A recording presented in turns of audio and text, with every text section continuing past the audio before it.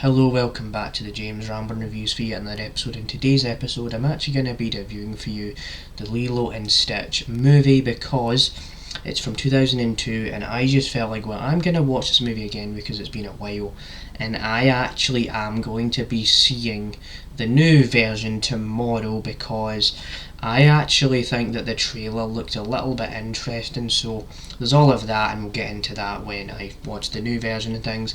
But just give you a bit of context here, right? I actually did enjoy Lilo and Stitch, the original movie, when I was a child, and to this day we will talk about how I felt about the movie. But I think it's a good thing, watch a movie that you've not seen in a while, because sometimes you gotta watch older movies to really understand if you really still watch it and want to watch it and want to enjoy it and things.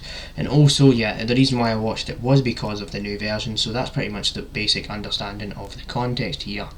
And so there will be a few spoilers. I'll give my rating out of 10 and stuff like that, and I had to record this again because the weather was hitting off the side of my window and just all of that kind of thing, where I wasn't going to upload the other version because it would have been too distracting. So there's all of that, right?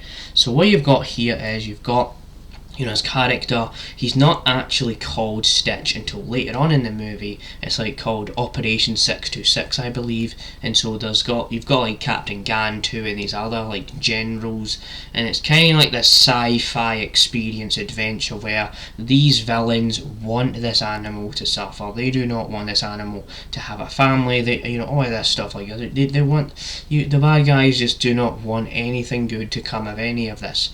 So you've got all of this. It's about an hour and a half, and I will say that Lilo and Stitch definitely does hold up. I think it is entertaining. I think the first while of it just starts off a bit kind of slow for me, but it's not a bad thing because it really helps the movie when you start to see the scenes where Lilo and Stitch are finally becoming friends, and when they actually adopt the character, then the storyline actually gets more interesting. You start to see the story unfold a bit better, and I think it got a lot better when that started happening, where you get scenes where Lilo and her sister, like, they go to this pet shop and like, oh, is there any dogs in here, what's happening? And then they come across this little crazy animal, and then she's like, I'm just going to call him Stitch, that's what I'm going to call him. So the movie really does find its own way to naturally understand itself and really tell the story. So I did appreciate that. The animation is pretty solid, especially for 2002 film, right? It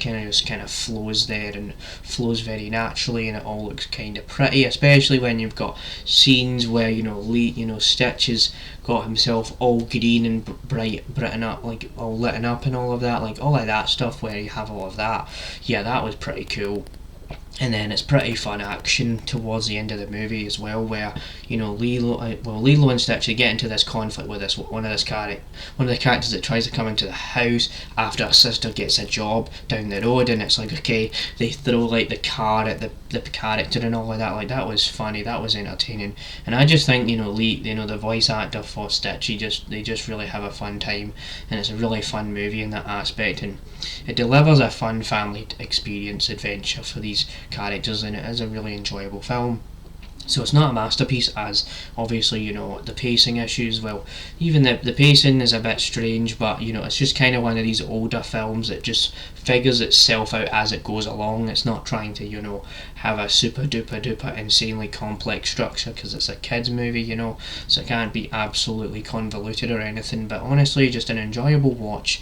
And Captain Gantu he's a fun villain, but I don't think he's actually the best part of the movie, because he's kind of at the start of the film, and then he's towards the end of the movie, where all he's trying to do is track down Lilo and Stitch and put them into this wee part of his spaceship or whatever. So it's not like the greatest thing mankind has ever created, but I did enjoy the movie. It's an entertaining enough film. I think it definitely holds up, but it's not like the best, the worldwide amazing thing. It's enjoyable enough. So I kind of have explained all of this. I also do think that the music choices in the film, the references to Elvis when they do all that stuff, It's really, really funny, and how the movie talks about popularity, about, you know, if you sing too fat, too much, and you play the guitar too much, right? That was one of the jokes in the movie. How, you know, Stitch has the whole Elvis get up and all of that, and then people start crowding him, and then he's on the beach and he goes mental, because that's the thing about Stitch's character, is that, you know, you can go from one scene where he's nice and happy and he's calm, and then he turns crazy, and then parts of his body get bigger and all of that. Like, all of that's very fun. So yeah, just an overall enjoyable film. It's nothing perfect, but there is a few things I wanted to explain just so you could understand what I was talking about. So yeah, I'd probably give it about an 8 out of 10. So yeah, that's my review of Lilo and Stitch from 2002. Stay tuned when I'm actually going to talk about the other version of the film, you know, the new version, because you know what, there's not a lot to do this weekend. Let's go and just watch a random movie like this one, you know. So yeah, that's my review of the movie. Stay tuned for more like this one. You know, that's it. My review of Lilo and Stitch 2002. Peace out, and see you next time for another review on the James Ramblin' Reviews. Bye.